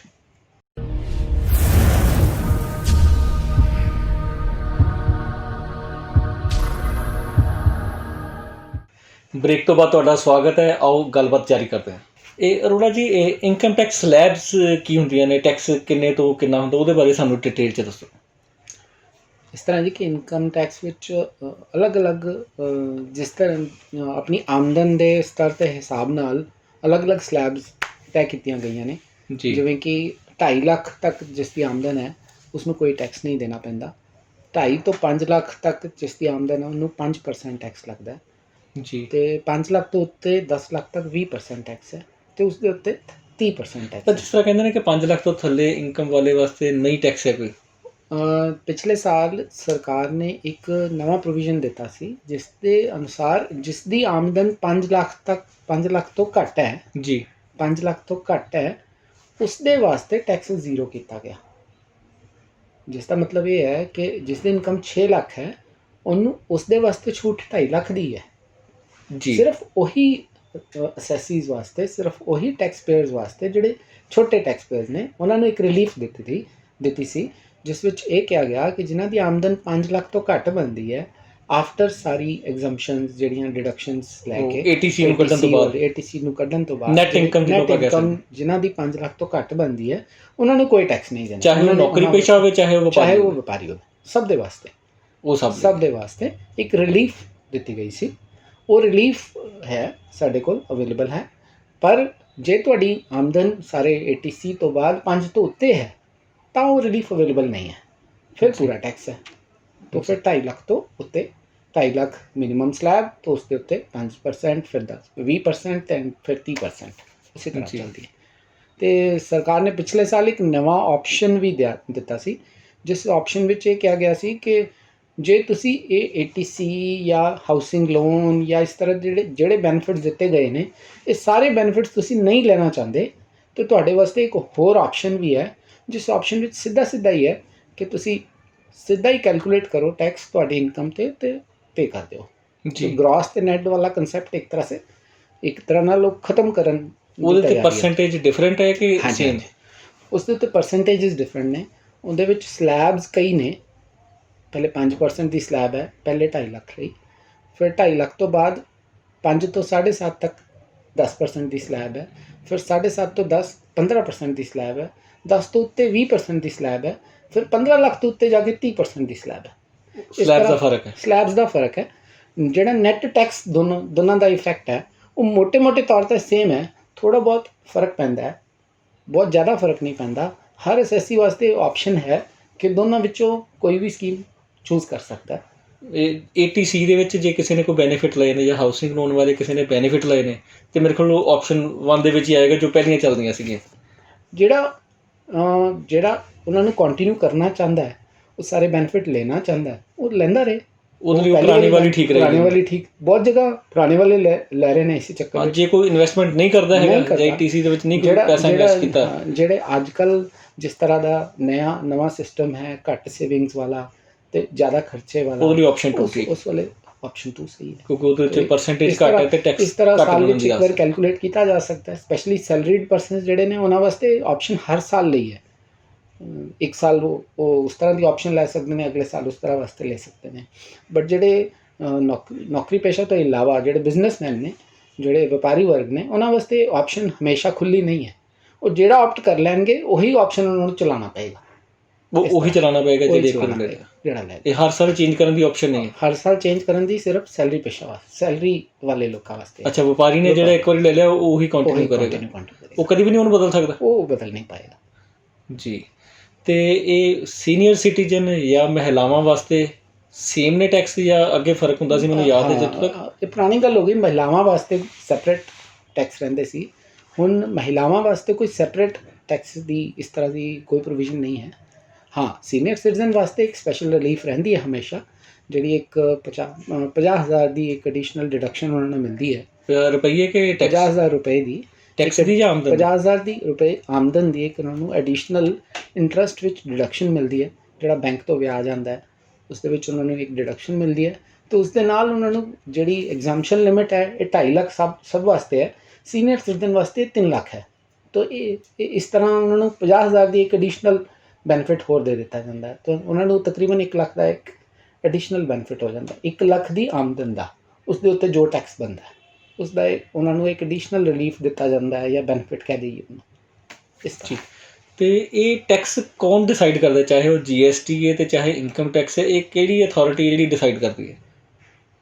ਇਸ ਤਰ੍ਹਾਂ ਹੈ ਜੀ ਕਿ ਹਰ ਟੈਕਸ ਵਾਸਤੇ ਅਲੱਗ ਅਥਾਰਟੀਜ਼ ਹੁੰਦੀਆਂ ਨੇ। ਜਿਵੇਂ ਇਨਕਮ ਟੈਕਸ ਦੀ ਗੱਲ ਕਰੀਏ ਤਾਂ ਸਾਨੂੰ ਸਾਰਿਆਂ ਨੂੰ ਪਤਾ ਹੈ ਕਿ ਹਰ ਸਾਲ ਵਿੱਚ ਇੱਕ ਬਜਟ ਆਉਂਦਾ ਹੈ, ਜਿਸਨੂੰ ਫਾਈਨਾਂਸ ਐਕਟ ਕਿਹਾ ਜਾਂਦਾ ਹੈ। ਉਹ ਬਜਟ ਹਰ ਸਾਲ ਆਉਂਦਾ ਹੈ ਫਰਵਰੀ ਦੇ ਮਹੀਨੇ ਵਿੱਚ, ਅਤੇ ਉਸ ਬਜਟ ਵਿੱਚ ਅਗਲੇ ਸਾਲ ਦੀਆਂ ਜਿਹੜੀਆਂ ਟੈਕਸ ਦੀਆਂ ਸਲੈਬਾਂ ਹੁੰਦੀਆਂ ਨੇ, ਉਹ ਦਿੱਤੀਆਂ ਜਾਂਦੀਆਂ ਨੇ। ਉਹ ਪ੍ਰਪੋਜ਼ ਕੀਤੀਆਂ ਜਾਂਦੀਆਂ, ਫਿਰ ਪਾਰਲੀਮੈਂਟ ਉਸ ਨੂੰ ਪਾਸ ਕਰਦੀ ਹੈ ਤੇ ਉਸ ਦੇ ਬਾਅਦ ਉਹ ਕਾਨੂੰਨ ਬਣ ਜਾਂਦਾ। ਜੀ ਇਨਕਮ ਟੈਕਸ ਦੀ ਗੱਲ ਤਾਂ ਇਹ ਹੋ ਗਈ। ਜੀ ਜੀਐਸਟੀ ਬਾਰੇ ਇਸ ਤਰ੍ਹਾਂ ਹੈ ਕਿ ਜੀਐਸਟੀ ਦੀਆਂ ਇੱਕ ਵਾਰੀ ਤਾਂ ਜੀਐਸਟੀ ਐਕਟ ਬਣ ਗਿਆ, ਜੀ। ਉਹ ਪਾਰਲੀਮੈਂਟ ਨੇ ਪਾਸ ਕਰ ਦਿੱਤਾ, ਤੇ ਉਸ ਤੋਂ ਇਲਾਵਾ ਸਾਰੀ ਸਟੇਟ ਗਵਰਨਮੈਂਟਸ ਨੇ ਆਪਣੇ ਜੀਐਸਟੀ ਐਕਟ ਬਣਾ ਦਿੱਤੇ, ਕਿਉਂਕਿ ਜੀਐਸਟੀ ਵਿੱਚ ਦੋ ਹਿੱਸੇ ਨੇ ਉਸਦੇ, ਇੱਕ ਸਟੇਟ ਜੀਐਸਟੀ ਹੈ, ਇੱਕ ਸੈਂਟਰ ਜੀਐਸਟੀ ਹੈ। ਟੋਟਲ ਜੀਐਸਟੀ ਦਾ ਅੱਧਾ ਅੱਧਾ ਹੁੰਦਾ ਹੈ। ਇਹ ਅੱਧਾ ਜਿਵੇਂ ਜੋ ਵੀ ਰੇਟ ਹੋਏਗਾ 12% ਅੱਧਾ ਹੋਏਗਾ। ਜਿਵੇਂ 12% ਹੈ ਤਾਂ ਉਸ ਦੇ ਵਿੱਚ 6% ਸਟੇਟ ਦਾ ਟੈਕਸ ਹੈ, 6% ਸੈਂਟਰ ਦਾ ਟੈਕਸ ਹੈ। ਜਮਾ ਸੈਂਟਰ ਗਵਰਨਮੈਂਟ ਕੋ ਹੁੰਦਾ ਹੈ ਕਿ ਅਲੱਗ-ਅਲੱਗ ਜਮਾ ਹੁੰਦਾ ਹੈ? ਜਮਾ ਸੈਂਟਰਲ ਗਵਰਨਮੈਂਟ ਦੇ ਕੋਲ ਹੁੰਦਾ ਹੈ, ਜੀਐਸਟੀ ਡਿਪਾਰਟਮੈਂਟ ਦੇ ਕੋਲ ਜਮਾ ਹੁੰਦਾ ਹੈ।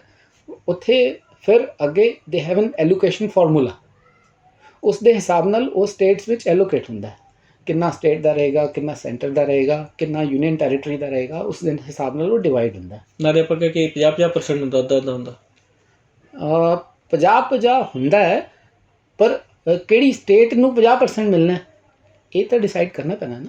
ਅੱਛਾ, ਇਹ ਜ਼ਰੂਰੀ ਨਹੀਂ। ਜਿਵੇਂ ਕਿ ਫॉर एग्जांपल ਪੰਜਾਬ ਦੇ ਵਪਾਰੀ ਨੇ ਕੁਝ ਸਮਾਨ ਹਰਿਆਣਾ ਵੇਚ ਦਿੱਤਾ, ਜੀ ਉਸ ਦਾ ਟੈਕਸ ਕਿਸ ਦੇ ਕੋਲ ਜਾਣਾ? ਜੀ ਇਸ ਸਭ ਦਾ ਉਹਨਾਂ ਕੋਲ ਇੱਕ ਫਾਰਮੂਲਾ ਹੈ ਨਾ, ਉਸ ਫਾਰਮੂਲੇ ਦੇ ਹਿਸਾਬ ਨਾਲ ਉਸ ਟੈਕਸ ਨੂੰ ਡਿਵਾਈਡ ਕੀਤਾ ਜਾਂਦਾ ਹੈ ਕਿ ਕਿੰਨਾ ਜੀ। ਪੰਜਾਬ ਵਿੱਚ ਰਹਿਣਾ, ਕਿੰਨਾ ਹਰਿਆਣਾ ਵਿੱਚ ਜਾਣਾ। ਮਤਲਬ ਉੱਥੇ ਪ੍ਰੋਬਲਮ ਹੈ ਕਿ ਜਿਹੜਾ ਜਿੱਥੇ ਸਟੇਟ ਹੈ ਦੂਸਰੀ ਸਟੇਟ ਦੇ 50-50 ਵਿੱਚ but 50 is to be divided between states. ਜਿਹੜਾ 50% ਸਟੇਟਸ ਵਾਲਾ ਹੈ ਉਹ ਸਾਰੀਆਂ ਸਟੇਟਾਂ ਵਿੱਚ ਡਿਵਾਈਡ ਹੋਣਾ ਹੈ ਨਾ, ਤੇ ਕਿਹੜੀ ਸਟੇਟ ਨੂੰ ਕਿੰਨਾ ਸ਼ੇਅਰ ਮਿਲਣਾ ਉਸ ਦਾ ਫਾਰਮੂਲਾ ਹੈ ਜੀ। ਉਸ ਦੇ ਬੇਸ ਤੇ ਹਰ ਮਹੀਨੇ ਉਹ ਸ਼ੇਅਰ ਟ੍ਰਾਂਸਫਰ ਕੀਤਾ ਜਾਂਦਾ ਹੈ। ਤੇ ਜਿਹੜਾ ਇੱਕ ਜੀਐਸਟੀ ਦੀ ਕੌਂਸਲ ਬਣੀ ਹੋਈ ਹੈ, ਜਿਸ ਦੇ ਹੈੱਡ ਵਿੱਤ ਮੰਤਰੀ ਨੇ ਸੈਂਟਰਲ ਗਵਰਨਮੈਂਟ ਵਿੱਚ, ਤੇ ਸਾਰੇ ਸਟੇਟਾਂ ਦੇ ਜਿਹੜੇ ਵਿੱਤ ਮੰਤਰੀ ਨੇ ਉਸ ਦੇ ਮੈਂਬਰ ਨੇ ਜੀ। ਉਸ ਤੇ ਜੀਐਸਟੀ ਕੌਂਸਲ ਡਿਸਾਈਡ ਕਰਦੀ ਹੈ ਕਿ ਕਿਹੜੀ ਚੀਜ਼ ਤੇ ਕਿੰਨਾ ਟੈਕਸ ਲੱਗਣਾ ਜੀਐਸਟੀ ਦਾ, ਤੇ ਜੀਐਸਟੀ ਤੇ ਜਿਹੜੇ ਰੂਲਸ ਚੇਂਜ ਹੁੰਦੇ ਨੇ ਉਹ ਉਸ ਜੀਐਸਟੀ ਕੌਂਸਲ ਦੀ ਰਿਕਮੈਂਡੇਸ਼ਨ ਤੇ ਬੇਸ ਤੇ ਹੁੰਦੇ ਨੇ। ਜੀਐਸਟੀ ਕੌਂਸਲ ਵਿੱਚ ਪਹਿਲੇ ਉਹ ਪਾਸ ਹੁੰਦਾ, ਫਿਰ ਉਸ ਤੋਂ ਬਾਅਦ ਉਸ ਨੂੰ ਕਾਨੂੰਨ ਦੀ ਸ਼ੇਪ ਦਿੱਤੀ ਜਾਂਦੀ ਹੈ। ਇਸ ਤਰ੍ਹਾਂ ਉਸ ਦਾ ਸਿਸਟਮ ਹੈ। ਟੈਕਸ ਦੀ ਚੋਰੀ ਤੇ ਕਿਹੜੇ ਕਾਨੂੰਨ ਨੇ? ਟੈਕਸ ਦੀ ਚੋਰੀ ਤੇ ਅਗਰ ਅਸੀਂ ਇਨਕਮ ਟੈਕਸ ਵਿੱਚ ਗੱਲ ਕਰੀਏ ਜੀ ਤਾਂ ਇਨਕਮ ਟੈਕਸ ਵਿੱਚ ਅਸੀਂ ਸਭ ਜਾਣਦੇ ਹਾਂ ਕਿ ਅਸੀਂ ਸਭ ਪੜ੍ਹਦੇ ਵੀ ਹਾਂ ਇਸ ਬਾਰੇ। ਜਿਵੇਂ ਡਿਪਾਰਟਮੈਂਟ ਦੀ ਤਰਫੋਂ, ਇਨਕਮ ਟੈਕਸ ਡਿਪਾਰਟਮੈਂਟ ਦੀ ਤਰਫੋਂ ਅਲੱਗ-ਅਲੱਗ ਕੰਪੇਨ ਚਲਾਏ ਜਾਂਦੇ ਨੇ, ਜਿਵੇਂ ਕਿ ਅਲੱਗ-ਅਲੱਗ ਨੋਟਿਸ ਨਿਕਾਲੇ ਜਾਂਦੇ ਨੇ ਕਿ ਤੁਸੀਂ ਇਹ ਕੁਛ ਵੱਡੀ ਚੀਜ਼ ਖਰੀਦੀ, ਇਸ ਨੂੰ ਆਪਣੀ ਕਿਤਾਬਾਂ ਵਿੱਚ ਸ਼ੋ ਕੀਤਾ, ਇਹ ਨਹੀਂ ਕੀਤਾ, ਜਾਂ ਤੁਸੀਂ ਕੋਈ ਫੋਰਨ ਟਰੈਵਲ ਕੀਤਾ, ਤੁਸੀਂ ਕੋਈ ਕਾਰ ਖਰੀਦੀ। ਤਾਂ ਇਸ ਤਰ੍ਹਾਂ ਦੇ ਜਿਹੜੇ ਨੋਟਿਸ ਨੇ ਇਹ ਟੈਕਸ ਚੋਰੀ ਨੂੰ ਬਚਾਉਣ ਵਾਸਤੇ, ਤਾਂ ਕਿ ਲੋਕਾਂ ਨੂੰ ਕੰਪਲਾਇੰਸ ਦੀ ਜਾਣਕਾਰੀ ਵਧੇ ਤੇ ਨਾਲ ਜਿਨ੍ਹਾਂ ਨੇ ਕੰਪਲਾਇੰਸ ਨਹੀਂ ਕੀਤੀ ਉਹਨਾਂ ਤੱਕ ਪਹੁੰਚਿਆ ਜਾ ਸਕੇ। ਇਸ ਲਈ ਇਹ ਸਿਸਟਮ ਬਣਾਇਆ। ਕਿਸੇ ਵਿਅਕਤੀ ਨੇ ਵੱਡੀ ਪ੍ਰਾਪਰਟੀ ਖਰੀਦੀ ਹੈ ਤਾਂ ਉਸ ਦੇ ਕੋਲ ਇਨਕਮ ਟੈਕਸ ਦਾ ਨੋਟਿਸ ਆਉਂਦਾ ਹੈ, ਉਸ ਨੂੰ ਪੁੱਛਿਆ ਜਾਂਦਾ ਹੈ ਕਿ ਤੁਸੀਂ ਪੈਸੇ ਕਿੱਥੋਂ ਦਿੱਤੇ। ਇਹ ਚੋਰੀ ਬਚਾਉਣ ਵਾਸਤੇ ਰਸਤੇ ਹੋ ਗਏ। ਇਹ ਤਾਂ ਚੋਰੀ ਬਚਾਉਣ ਵਾਸਤੇ। ਟੈਕਸ ਦੀ ਚੋਰੀ ਦੇ ਉੱਤੇ ਜੇ ਪਕੜਿਆ ਜਾਂਦਾ ਹੈ ਉੱਤੇ ਸਜ਼ਾ ਕੀ ਹੈ? ਮੈਂ ਆਪਣੀ ਗੱਲ ਪੂਰੀ ਕਰਦੇ ਹੋਏ, ਜਿਵੇਂ ਮੈਂ ਤੁਹਾਨੂੰ ਇੱਕ ਨੋਟਿਸਿਸ ਦੀ ਗੱਲ ਕੀਤੀ, ਇਸ ਤੋਂ ਇਲਾਵਾ ਡਿਪਾਰਟਮੈਂਟ ਵੱਲੋਂ ਸਰਵੇ ਵੀ ਕੀਤੇ ਜਾਂਦੇ ਨੇ, ਬਿਜ਼ਨਸ ਪ੍ਰੈਮਿਸਿਸ ਦੇ ਉੱਤੇ ਸਰਵੇ ਵੀ ਕੀਤੇ ਜਾਂਦੇ ਨੇ, ਇਨਕਮ ਟੈਕਸ ਦੀ ਰੇਡ ਵੀ ਹੁੰਦੀ ਹੈ। ਉਹ ਸਾਰੇ ਨਾਲ ਜਿਹੜਾ ਵੀ ਕੋਈ ਟੈਕਸ ਇਸ ਤਰ੍ਹਾਂ ਦਾ ਮਿਲਦਾ ਹੈ ਜੋ ਪ੍ਰੋਪਰਲੀ ਟੈਕਸ ਪੇ ਨਹੀਂ ਕੀਤਾ ਗਿਆ, ਉਸ ਦੇ ਉੱਤੇ ਅਲੱਗ-ਅਲੱਗ ਲੈਵਲ 'ਤੇ ਅਲੱਗ-ਅਲੱਗ ਪੈਨਲਟੀਆਂ ਲੱਗਦੀਆਂ ਨੇ, ਜਿਨ੍ਹਾਂ ਦੀ ਰੇਂਜ ਜਿੰਨਾ ਟੈਕਸ ਹੈ ਉਸ ਦੇ 100% ਤੋਂ ਲੈ ਕੇ ਉਸ ਦੇ 300% ਤੱਕ ਹੋ ਸਕਦੀਆਂ ਨੇ। ਅਲੱਗ-ਅਲੱਗ ਤਰ੍ਹਾਂ ਦੇ ਟੈਕਸ ਨੇ। ਇਹ ਜਿਹੜੀ ਸਜ਼ਾ ਇਹ ਜੁਰਮਾਨੇ ਵਜੋਂ ਨਹੀਂ, ਇਸ ਤੋਂ ਇਲਾਵਾ ਵੀ ਕੋਈ ਸਜ਼ਾ ਨਿਰਧਾਰਤ ਹੋ ਸਕਦੀ ਹੈ? ਹਾਂਜੀ। ਈਵਨ ਇਸ ਤੋਂ ਇਲਾਵਾ ਪ੍ਰੋਸੀਕਿਊਸ਼ਨ ਤੱਕ ਜਾਂਦੇ ਨੇ ਮੈਟਰ। ਹੁਣ ਤਾਂ ਇੱਥੇ ਤੱਕ ਵੀ ਜਾ ਰਿਹਾ ਕਿ ਜਿਵੇਂ ਜਿਸ ਵਿਅਕਤੀ ਨੇ ਤਕਰੀਬਨ 100 ਰੁਪਏ ਦਾ ਟੈਕਸ ਦੀ ਚੋਰੀ ਕੀਤੀ, ਤਾਂ 100 ਰੁਪਏ ਦਾ ਟੈਕਸ, ਉਸ ਦੇ ਉੱਤੇ ਇੰਟਰਸਟ, ਉਸ ਦੇ ਉੱਤੇ ਪੈਨਲਟੀ, ਇਹ ਸਭ ਮਿਲ ਕੇ ਤਕਰੀਬਨ 90% of the full amount of the income ਬਣ ਜਾਂਦਾ ਹੈ ਇਹ ਸਾਰਾ। ਉਸ ਤੋਂ ਇਲਾਵਾ ਵੀ ਅਗਰ ਕੋਈ ਐਸੀ ਜਾਣਬੁੱਝ ਕੇ ਉਸਨੇ ਇਸ ਤਰ੍ਹਾਂ ਦੀ ਕੋਈ, ਅਗਰ ਇਨਕਮ ਟੈਕਸ ਡਿਪਾਰਟਮੈਂਟ ਨੂੰ ਲੱਗਦਾ ਹੈ ਕਿ ਜਾਣਬੁੱਝ ਕੇ ਕੀਤਾ ਗਿਆ, ਤਾਂ ਪ੍ਰੋਸੀਕਿਊਸ਼ਨ ਵੀ ਲਾਂਚ ਹੋ ਸਕਦੀ ਹੈ, ਜਿਸ ਵਿੱਚ ਉਹਨੂੰ ਜੇਲ੍ਹ ਹੋਣ ਦਾ ਵੀ ਪ੍ਰਾਵਧਾਨ ਹੈ। ਓਕੇ, ਇਹਦੇ ਕੋਈ ਪ੍ਰਾਵਧਾਨ ਹੈ ਕਿ ਇੰਨੀ ਦੇਰ ਦੀ ਉਹਨੂੰ ਜੇਲ੍ਹ ਹੋਏਗੀ, ਜਾਂ ਉਦੋਂ ਹੀ ਡਿਸਾਈਡ ਕਰੇਗੀ ਅਥਾਰਟੀ? ਉਸੇ ਵੇਲੇ ਡਿਸਾਈਡ ਹੁੰਦਾ, ਉਸ ਤਰ੍ਹਾਂ ਚੀਜ਼ਾਂ ਚੱਲਦੀਆਂ ਨੇ। ਵੈਸੇ ਪ੍ਰਾਵਧਾਨ ਬਣੇ ਹੋਏ ਨੇ ਕਿ ਜੇਲ੍ਹ ਦੇ ਅਲੱਗ-ਅਲੱਗ, it can be 6 months, it can be 3 years, depending on किस तरह की उसने how the violation is, how much the violation is. ਜੀ ਇਸ ਤੋਂ ਇਲਾਵਾ GST ਵਿੱਚ ਦੇਖਿਆ ਜਾਏ ਤਾਂ GST ਵਿੱਚ ਵੀ ਕੁਝ ਪ੍ਰਾਵਧਾਨ ਐਸੇ ਕੀਤੇ ਗਏ ਨੇ, ਜਿਵੇਂ ਕਿ ਇੱਕ ਈ-ਵੇ ਬਿੱਲ ਸਿਸਟਮ ਹੈ। GST ਵਿੱਚ ਇੱਕ 50,000 ਤੋਂ ਜ਼ਿਆਦਾ ਸਮਾਨ ਕੋਈ ਵੀ ਇੱਕ ਥਾਂ ਤੋਂ ਦੂਜੀ ਥਾਂ ਜਾਏਗਾ ਤਾਂ ਉਸ ਸਮਾਨ ਦੇ ਨਾਲ ਇੱਕ ਈ-ਵੇ ਬਿੱਲ ਜਾਣਾ ਜ਼ਰੂਰੀ ਹੈ। ਈ-ਵੇ ਬਿੱਲ ਵੀ ਇਸੇ ਲਈ ਪ੍ਰਾਵਧਾਨ ਕੀਤਾ ਗਿਆ ਕਿ ਟੈਕਸ ਦੀ ਚੋਰੀ ਬਚੇ। ਉਸ ਦੇ ਉੱਤੇ ਈ-ਵੇ ਬਿੱਲ ਆਨਲਾਈਨ ਪੋਰਟਲ 'ਤੇ ਚੜ੍ਹਾਇਆ ਜਾਂਦਾ ਹੈ ਅਤੇ ਉਸ ਦੇ ਉੱਤੇ ਪੂਰਾ ਟਰੱਕ ਦਾ ਨੰਬਰ, ਸਮਾਨ ਕਿਹੜਾ ਹੈ, ਕਿੰਨੇ ਦਾ ਸਮਾਨ ਹੈ, ਪੂਰੀ ਡਿਟੇਲ ਉਸ ਦੇ ਉੱਤੇ ਦਿੱਤੀ ਜਾਂਦੀ ਹੈ। ਉਹ ਸਮਾਨ ਦੇ ਨਾਲ ਈ-ਵੇ ਬਿੱਲ ਟਰਾਂਸਪੋਰਟ ਦੇ ਨਾਲ ਚੱਲਦਾ ਹੈ। ਉਹ ਵੀ ਇੱਕ ਤਰ੍ਹਾਂ ਸੇ ਟੈਕਸ ਦੀ ਚੋਰੀ ਬਚਾਉਣ ਵਾਸਤੇ ਇੱਕ ਸਿਸਟਮ ਬਣਾਇਆ ਗਿਆ। ਫਿਰ ਉਸ ਤੋਂ ਈ-ਵੇ ਬਿੱਲ ਕੈਂਸਲ ਨਹੀਂ ਹੋ ਸਕਦੇ? ਈ-ਵੇ ਬਿੱਲ ਹੁੰਦੇ ਨੇ ਕੈਂਸਲ। ਈ-ਵੇ ਬਿੱਲ ਦਾ ਟਾਈਮ ਹੈ, 24 ਆਵਰਸ ਦਾ ਟਾਈਮ ਹੈ। 24 ਆਵਰਸ ਦੇ ਟਾਈਮ ਦੇ ਅੰਦਰ ਤੁਸੀਂ ਕੈਂਸਲ ਕਰ ਸਕਦੇ ਹੋ ਜਿਸ ਤੁਹਾਡਾ ਸਮਾਨ ਨਹੀਂ ਚੱਲਿਆ। ਜੀ ਉਸ ਦਾ ਟਾਈਮ ਹੈ। ਮੈਂ ਵੀ ਕੈਂਸਲ ਕਰ ਸਕਦਾ ਜਿਸ ਨੇ ਈ-ਵੇ ਬਿੱਲ ਬਣਾਇਆ, ਜਿਸ ਦੀ ਫੇਵਰ ਵਿੱਚ ਈ-ਵੇ ਬਿੱਲ ਬਣਾਇਆ ਉਹ ਵੀ ਕੈਂਸਲ ਕਰ ਸਕਦਾ ਹੈ। ਜੇ ਤੁਹਾਡਾ ਸਮਾਨ ਨਹੀਂ ਚੱਲਿਆ ਤੁਸੀਂ ਕੈਂਸਲ ਕਰ ਸਕਦੇ ਹੋ। ਜੋ ਸਮਾਨ ਤੁਹਾਡਾ ਚੱਲ ਪਿਆ ਫਿਰ ਤੁਸੀਂ ਕੈਂਸਲ ਨਹੀਂ ਕਰ ਸਕਦੇ ਉਸਨੂੰ। ਜੀ ਸਰਕਾਰਾਂ ਚੱਲਦੀਆਂ ਤਾਂ ਟੈਕਸ ਦੇ ਨਾਲ ਹੀ ਹੈ। ਇੰਨੇ ਕੁ ਤਰ੍ਹਾਂ ਦੇ ਟੈਕਸ ਹੈਗੇ ਨੇ, ਥੋੜ੍ਹੇ ਟੈਕਸ ਬਾਰੇ ਜਾਣਕਾਰੀ ਦਿੰਦੇ ਰਹਿਣ। ਗਿਫਟ ਟੈਕਸ ਕੀ ਹੈ? ਗਿਫਟ ਟੈਕਸ ਐਸਾ ਹੈ ਜੀ ਕਿ ਇਹ ਵੀ ਇੱਕ ਤਰ੍ਹਾਂ ਦਾ ਡਾਇਰੈਕਟ ਟੈਕਸ ਮੈਂ ਕਹਾਂਗਾ ਸੀਗਾ, ਹੁਣ ਤਾਂ ਨਹੀਂ। ਅੱਛਾ, ਇਹ ਹੁਣ ਨਹੀਂ ਹੈ? ਹੁਣ ਇਹ ਟੈਕਸ ਖਤਮ ਹੋ ਗਿਆ, ਗਿਫਟ ਟੈਕਸ। ਸੋ ਦਰਸ਼ਕਾਂ ਵਾਸਤੇ ਖੁਸ਼ਖਬਰੀ ਕਿ ਇੱਕ ਟੈਕਸ ਜਿਹੜਾ ਉਹ ਖਤਮ ਹੋ ਚੁੱਕਾ ਹੈ। ਮੈਂ ਪੂਰੀ ਗੱਲ ਦੱਸਦਾ। ਇਸ ਟੈਕਸ ਨੂੰ ਵਰਚੁਅਲੀ ਇਨਕਮ ਟੈਕਸ ਦੇ ਵਿੱਚ ਹੀ ਸਮਾਹਿਤ ਕਰ ਦਿੱਤਾ ਗਿਆ। ਇਹ ਖੁਸ਼ੀ ਕੈਂਸਲ। ਇਸ ਨੂੰ ਇਸ ਤਰ੍ਹਾਂ ਦਾ ਬਣਾ ਦਿੱਤਾ ਗਿਆ ਕਿ ਉਸ ਜਿਹੜਾ ਉਹ ਗਿਫਟ ਹੋਏਗਾ ਉਸਨੂੰ ਇਨਕਮ ਵਿੱਚ ਹੀ ਐਡ ਕਰ ਦਿੱਤਾ ਤੇ ਇਨਕਮ ਟੈਕਸ ਲੱਗ ਗਿਆ ਉਸ ਦੇ ਉੱਤੇ। ਇਸ ਲਈ ਹੁਣ ਕੋਈ ਵੀ ਕਿਸੇ ਨੂੰ ਗਿਫਟ ਦੇ ਸਕਦਾ ਹੈਗਾ। ਮੈਂ ਬ੍ਰਦਰ ਹਾਂ, ਆਪਣੇ ਬ੍ਰਦਰ ਨੂੰ ਨਹੀਂ ਗਿਫਟ ਦੇ ਸਕਦਾ। ਇਸ ਤਰ੍ਹਾਂ ਜੀ ਕਿ ਇਨਕਮ ਟੈਕਸ ਐਕਟ ਵਿੱਚ ਕੁਝ ਪ੍ਰਾਵਧਾਨ ਹੈਗੇ ਨੇ ਕਿ ਤੁਸੀਂ ਆਪਣੇ ਬਲੱਡ ਰਿਲੇਸ਼ਨ ਵਿੱਚ, ਉਹਨਾਂ ਨੇ ਰਿਲੇਸ਼ਨਸ ਵੀ ਉੱਥੇ ਦਿੱਤੇ ਹੋਏ ਨੇ ਕਿ ਕਿਹੜਾ ਰਿਲੇਸ਼ਨਸ ਵਿੱਚ ਤੁਸੀਂ ਗਿਫਟ ਦੇ ਸਕਦੇ ਹੋ। ਜੀ ਉਨ ਗਿਫਟ ਤੋਂ ਇਲਾਵਾ ਹਰ ਸਾਲ 50,000 ਤੋਂ ਜਿੰਨੀ ਜ਼ਿਆਦਾ ਤੁਸੀਂ ਗਿਫਟ ਲੈਂਦੇ ਹੋ ਉਸ ਦੇ ਉੱਤੇ ਉਸਨੂੰ ਇਨਕਮ ਵਿੱਚ ਐਡ ਕਰਨਾ ਹੈ। ਉਹ ਬਲੱਡ ਰਿਲੇਸ਼ਨ 'ਚ ਹੋਵੇ ਜਾਂ ਬਲੱਡ ਰਿਲੇਸ਼ਨ ਤੋਂ ਇਲਾਵਾ ਹੋਵੇ? ਬਲੱਡ ਰਿਲੇਸ਼ਨ 'ਚ ਹੋਵੇ ਚਾਹੇ ਉਸ ਤੋਂ ਇਲਾਵਾ। ਜਿਹੜੇ ਉਹਨਾਂ ਨੇ ਦਿੱਤੇ ਹੋਏ ਨੇ ਲਿਸਟ ਵਿੱਚ, ਉਹਨਾਂ ਵਿੱਚ ਜਿਹੜਾ ਮਰਜ਼ੀ ਜਿੰਨਾ ਮਰਜ਼ੀ ਅਮਾਊਂਟ ਹੋਏ ਉਸ ਤੇ ਕੋਈ ਟੈਕਸ ਨਹੀਂ। ਉਹ ਤੇ ਕੋਈ ਟੈਕਸ ਨਹੀਂ। ਉਹ ਤੋਂ ਇਲਾਵਾ ਤਾਂ 50,000 ਤੋਂ ਜ਼ਿਆਦਾ ਗਿਫਟ ਨਹੀਂ ਲੈ ਸਕਦੇ। ਅਦਰਵਾਈਜ਼ ਤੁਹਾਡੀ ਇਨਕਮ ਦੇ ਵਿੱਚ ਹੀ ਉਹ ਟੈਕਸੇਬਲ ਹੀ ਹੋਏਗਾ। ਹਾਂਜੀ, ਉਹ ਟੈਕਸੇਬਲ ਹੀ ਹੋਏਗਾ। ਪ੍ਰੋਫੈਸ਼ਨਲ ਟੈਕਸ ਕੀ ਹੈ? ਪ੍ਰੋਫੈਸ਼ਨਲ ਟੈਕਸ ਇੱਕ ਪੰਜਾਬ ਸਰਕਾਰ ਨੇ ਇੱਕ ਟੈਕਸ ਲਗਾਇਆ ਸੀ, ਜਿਹੜਾ ਪਹਿਲਾਂ ਤਕਰੀਬਨ 2 ਸਾਲ ਪਹਿਲਾਂ ਇਹ ਟੈਕਸ ਹੋਂਦ ਵਿੱਚ ਆਇਆ। ਇਸ ਤੋਂ ਪਹਿਲਾਂ ਪੰਜਾਬ ਵਿੱਚ ਇਹ ਟੈਕਸ ਨਹੀਂ ਲੱਗਦਾ ਸੀ। ਇਸ ਟੈਕਸ ਵਿੱਚ ਜਿਹੜੇ ਵੀ EMPLOYEE 2.5 ਲੱਖ ਤੋਂ ਜ਼ਿਆਦਾ ਤਨਖਾਹ ਲੈ ਰਹੇ ਨੇ, ਜਾਂ ਜਿਹੜੇ ਵੀ ਬਿਜ਼ਨਸਮੈਨ ਜਾਂ ਜਿਹੜੇ ਵੀ ਆਪਣੀ ਆਮਦਨ ਰਿਟਰਨ ਭਰਦੇ ਨੇ 2.5 ਲੱਖ ਤੋਂ ਜ਼ਿਆਦਾ ਜਿਨ੍ਹਾਂ ਦੀ ਰਿਟਰਨ ਹੈ, ਉਹਨਾਂ ਨੂੰ ਇੱਕ ਸਾਲ ਦਾ 2400 ਰੁਪਇਆ ਪ੍ਰੋਫੈਸ਼ਨਲ ਟੈਕਸ ਦੇ ਸ਼ੇਪ ਵਿੱਚ ਜਮ੍ਹਾਂ ਕਰਾਉਣਾ। ਇਹ ਰਾਜ ਸਰਕਾਰ ਦਾ, ਕੇਂਦਰ ਸਰਕਾਰ ਦਾ? ਇਹ ਰਾਜ ਸਰਕਾਰ ਦਾ ਟੈਕਸ ਹੈ। ਇਹ ਰਾਜ ਸਰਕਾਰ ਦਾ, ਪੰਜਾਬ ਰਾਜ ਸਰਕਾਰ ਦਾ ਟੈਕਸ ਹੈ। ਇਹ ਕੁਝ ਸਟੇਟਸ ਵਿੱਚ ਹੈ, ਪੂਰੇ ਭਾਰਤ ਵਿੱਚ ਕੁਝ ਸਟੇਟਸ ਵਿੱਚ ਨਹੀਂ ਹੈ। ਜ਼ਿਆਦਾਤਰ ਸਟੇਟਸ ਵਿੱਚ ਇਹ ਨਹੀਂ ਹੈ, ਜਿਵੇਂ ਬੰਬੇ ਵਿੱਚ ਜਿਵੇਂ ਮਹਾਰਾਸ਼ਟਰ ਵਿੱਚ ਹੈ। ਇਸ ਤਰ੍ਹਾਂ ਪੰਜਾਬ ਨੇ ਵੀ ਲਗਾਇਆ। ਪੰਜਾਬ ਨੇ ਇਸ ਦਾ ਨਾਮ ਡਿਵੈਲਪਮੈਂਟ ਟੈਕਸ ਦਿੱਤਾ ਇਸ ਦਾ ਨਾਮ। ਹਾਲਾਂਕਿ ਹੈ ਇਹ ਪ੍ਰੋਫੈਸ਼ਨਲ ਟੈਕਸ, ਕਿਉਂਕਿ ਇਹ ਟੈਕਸ ਸਾਡੇ ਪ੍ਰੋਫੈਸ਼ਨ ਨਾਲ ਡਿਪੈਂਡੈਂਟ ਹੈ ਔਰ ਸਾਡੀ ਸੈਲਰੀ ਇਨਕਮ ਨਾਲ ਡਿਪੈਂਡੈਂਟ ਹੈ। ਪਰ ਇਹ ਟੈਕਸ ਜਿਹੜੇ ਸੀਨੀਅਰ ਸਿਟੀਜ਼ਨਸ ਨੇ, ਜਿਹੜੇ 60 ਸਾਲ ਤੋਂ ਉੱਤੇ ਨੇ, ਉਹਨਾਂ ਲਈ ਐਪਲੀਕੇਬਲ ਨਹੀਂ ਹੈ। ਜੀ ਐਂਟਰੀ ਟੈਕਸ ਕੀ? ਐਂਟਰੀ ਟੈਕਸ ਇੱਕ ਪਹਿਲਾ ਟੈਕਸ ਹੁੰਦਾ ਸੀ ਜਿਹੜਾ ਵੈਟ ਜਦੋਂ ਚੱਲਦਾ ਸੀ ਤਾਂ ਉਸ ਵੇਲੇ ਜਿਹੜਾ ਸਮਾਨ ਪੰਜਾਬ ਵਿੱਚ ਆਉਂਦਾ ਸੀ ਬਾਹਰ ਤੋਂ, ਪੰਜਾਬ ਤੋਂ ਬਾਹਰ ਦੇ ਜਿਹੜੇ ਸਟੇਟਸ ਨੇ ਉਹਨਾਂ ਤੋਂ ਜਦੋਂ ਸਮਾਨ ਜਿਵੇਂ ਕਿ ਮਾਰਬਲ ਜਾਂ ਲੋਹਾ, ਇਸ ਤਰ੍ਹਾਂ ਕੁਝ ਸਮਾਨ ਆਉਂਦਾ ਸੀ, ਉਸ ਸਮਾਨ ਦੇ ਉੱਤੇ ਬੈਰੀਅਰ ਦੇ ਉੱਤੇ ਜਦੋਂ ਜਿਵੇਂ ਬਾਹਰ ਦੇ ਸਟੇਟ ਤੋਂ ਪੰਜਾਬ ਵਿੱਚ ਮਾਲ ਆ ਰਿਹਾ ਜਿੱਥੋਂ, ਉੱਥੇ ਹੀ ਟੈਕਸ ਲਗਾ ਦਿੱਤਾ ਜਾਂਦਾ ਸੀ, ਜਿਹੜਾ ਟੈਕਸ ਬਾਅਦ ਵਿੱਚ ਐਡਜਸਟ ਕੀਤਾ ਜਾਂਦਾ ਸੀ ਫਾਈਨਲ ਟੈਕਸੇਸ਼ਨ ਵੇਲੇ।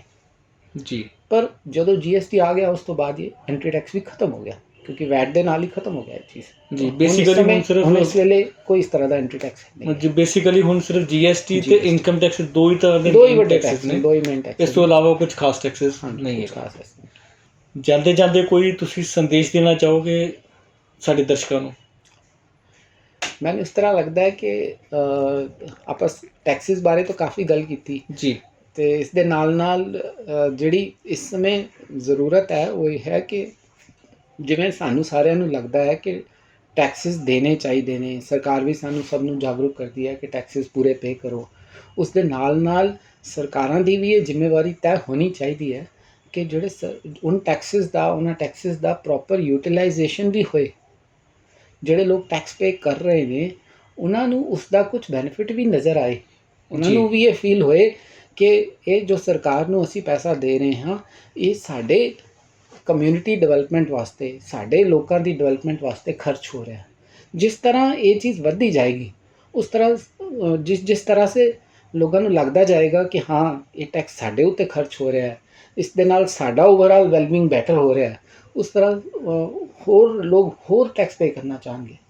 ਪਰ ਇਹ ਚੀਜ਼ ਬਹੁਤ ਜ਼ਰੂਰੀ ਹੈ ਕਿ ਅਕਾਊਂਟੇਬਿਲਿਟੀ ਬਣੇ, ਕਿ ਸਰਕਾਰ ਉਸ ਟੈਕਸ ਪ੍ਰਤੀ ਅਕਾਊਂਟੇਬਲ ਵੀ ਹੋਏ, ਉਸ ਦੇ ਪਾਈ ਦਾ ਹਿਸਾਬ ਸਰਕਾਰ ਕੋਲ ਹੋਏ, ਚਾਹੇ ਉਹ ਪੰਜਾਬ ਸਰਕਾਰ ਹੋਏ, ਚਾਹੇ ਉਹ ਸੈਂਟਰਲ ਗਵਰਨਮੈਂਟ ਹੋਏ ਅਤੇ ਚਾਹੇ ਉਹ ਲੋਕਲ ਬਾਡੀ ਹੋਏ, ਚਾਹੇ ਉਹ ਕਾਰਪੋਰੇਸ਼ਨ ਹੋਏ। ਜੀ, ਸੋ ਅਸੀਂ ਵਿਕਰਮ ਅਰੋੜਾ ਜੀ ਦਾ ਬਹੁਤ ਧੰਨਵਾਦ ਕਰਦੇ ਹਾਂ ਕਿ ਜਿਨ੍ਹਾਂ ਨੇ ਸਾਡੇ ਸਟੂਡੀਓ ਦੇ ਵਿੱਚ ਆ ਕੇ ਸਾਡੇ ਦਰਸ਼ਕਾਂ ਨੂੰ ਜਾਣਕਾਰੀ ਦਿੱਤੀ ਕਿ ਟੈਕਸ ਕਿਸ ਤਰ੍ਹਾਂ ਦਿੱਤੇ ਜਾ ਸਕਦੇ ਹਨ ਔਰ ਟੈਕਸਾਂ ਤੋਂ ਕਿਸ ਤਰ੍ਹਾਂ ਬਚਿਆ ਜਾ ਸਕਦਾ ਹੈ ਔਰ ਕਿਸ ਤਰ੍ਹਾਂ ਸਾਡੇ ਦੇਸ਼ ਲਈ ਇਹ ਕਾਰਗਰ ਸਿੱਧ ਹੁੰਦੇ ਨੇ।